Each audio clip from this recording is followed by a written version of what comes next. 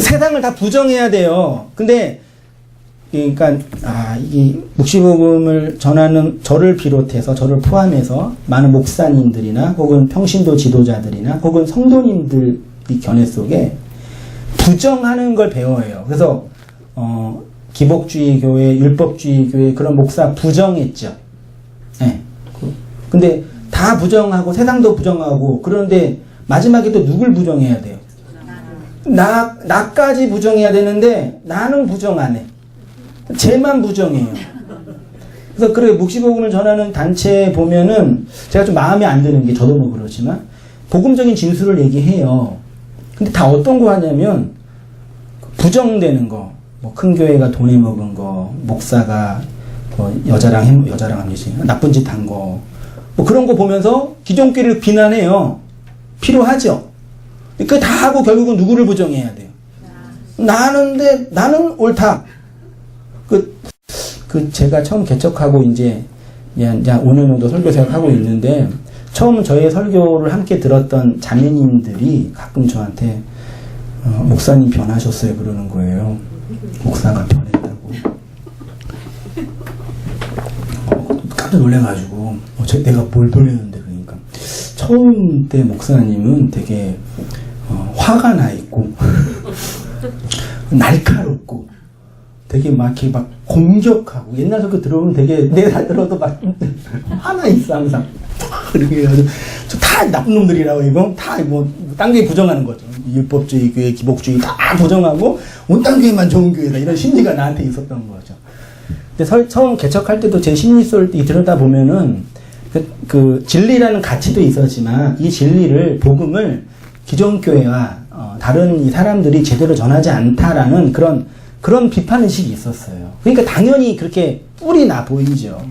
그래서 처음 들었던 지체들한테 참 미안해. 어떤 의미에서. 그러니까 복음을 전하니까 긍정적으로 보면 되게 날카로운 거죠. 옳고 그런 걸 분리한 거니까 날카로운 건데, 그게 또 한편은 또 칼이 돼서 불편하는 거죠. 근데 지금은 이제 그런 얘기 좀 말하자면 덜 한다 그래야 되나? 근데 그런 거, 다른 사람 부정하는 게 별로 안 중요해요, 이제 저는요.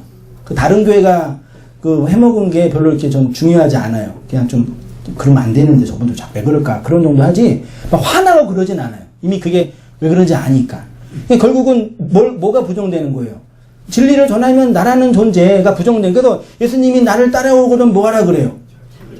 세상을 부정하고 아니에요.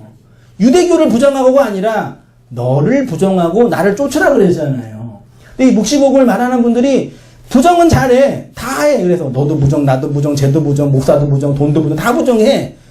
그리고 다 부정을 해체. 말하자면 그렇게 해서 자기를 정당화하려는 심리가 있었어요. 누구한테?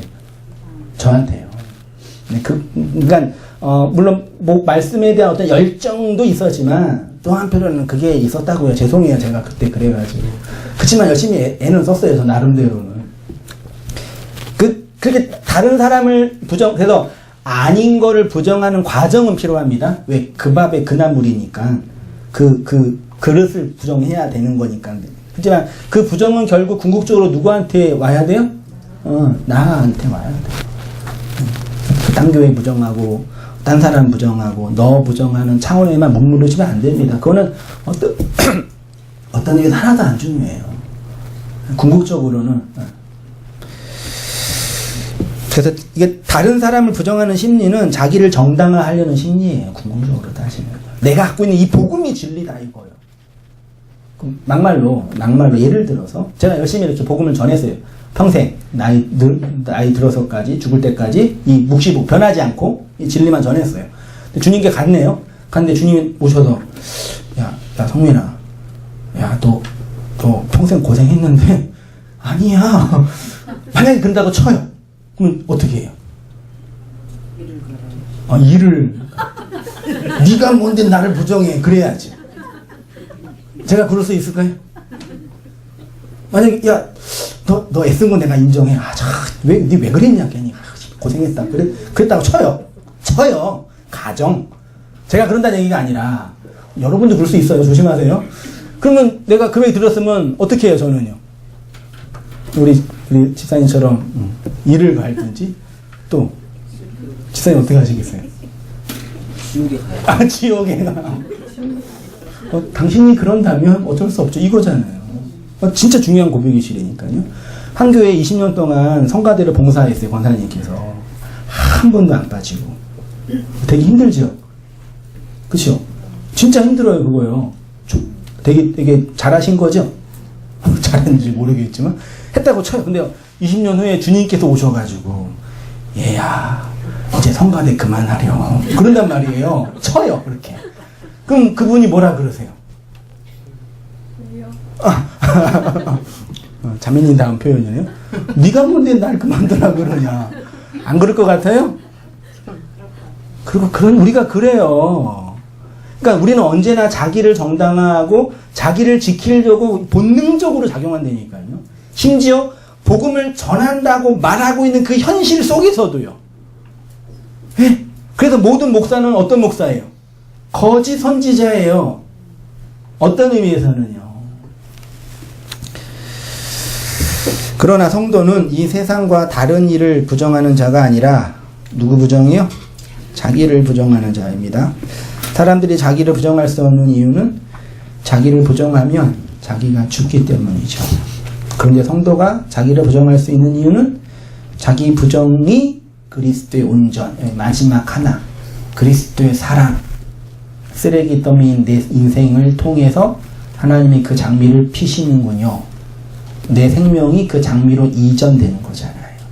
있음도 이전되고 없음도 이전되잖아요. 이 땅에 갖고 있는 모든 것들, 돈, 자본, 관계, 지식, 모든 게 없어지고 그 장미로 디돔이 넘겨지잖아요. 내가 부정당해도, 내가 삭제당해도, 내가 비진리로 폭로당해도 이런 나를 의롭다, 깨끗하다, 정직하다, 정결하다 변호하시는 그리스도가 독수리로 내 위에 나를 품고 계시죠. 그래서 이 세상의 역사가 끝나고 그리스도 앞에 설 때 뭐라 그래요? 잘하였도다 착하고 충성된 종아, 쓰레기 더미 네 인생 속에서 그 양식을 만들어냈으니 나와 함께 영원한 나라에 거하자. 그게 그 얘기예요. 이것이 성도의 죽음의 삶입니다. 진리로 말미암는 죽음이고 말씀으로 말미암는 죽음입니다. 이렇게 역사인 내가 부정당하여 하나님이신 묵시가 완성되는 것이 하나님의 나라로서의 천국입니다. 사실 묵시 복음은 어떤 새로운 신학적 이론이 아니라 역사, 즉 나의 부정을 통해서 완성되는 하나님의 나라인 거죠. 묵시라는 그 영혼 속에 하나님은 완전하게 존재하십니다. 그렇게 홀로 완전하신 묵시로서의 하나님이 역사를 펼치시는 이유는 역사의 과정을 통해서 우리를 하나님의 영혼 속으로 이끌기 위함이죠. 그래서 우리 역사는 반드시 부정되고 깨지고 해체돼요. 열심히 노력해서 돈 많이 벌어도 가지고 못 가고, 어려움을 당해서 돈이 없어도 가지고 못 가요. 100세 시대인데 무병장수에서 120세까지 살아도 130세에 죽어요.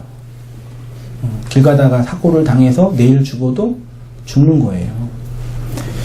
부정돼요. 하나님 이렇게 파괴하고 파멸하고 넘어뜨리는 역사를 통해서 그냥 해체하고 무너뜨리는 게 아니라 건설하고 심는 거죠. 쓰레기 더미에 꽃을 만들어내시죠. 보라, 내가 오늘 너를 여러 나라와 여러 왕국 위에 세워 내가 그것들을 뽑고 파괴하며 파멸하고 넘어뜨리며 건설하고 심게 하였느니라. 그러니 우리의 삶 속에 뽑히고 파괴되고 파멸되는 현실을 보시면서 낭망하지 마세요. 없어지는 것들, 돈을 잃어버리고 건강을 잃어버리는 것 때문에 낭망하지 마세요. 혹은 있어지는 것들, 돈을 많이 벌고 내가 원하는 것들 잘 됐다고 너무 좋아하지 마세요.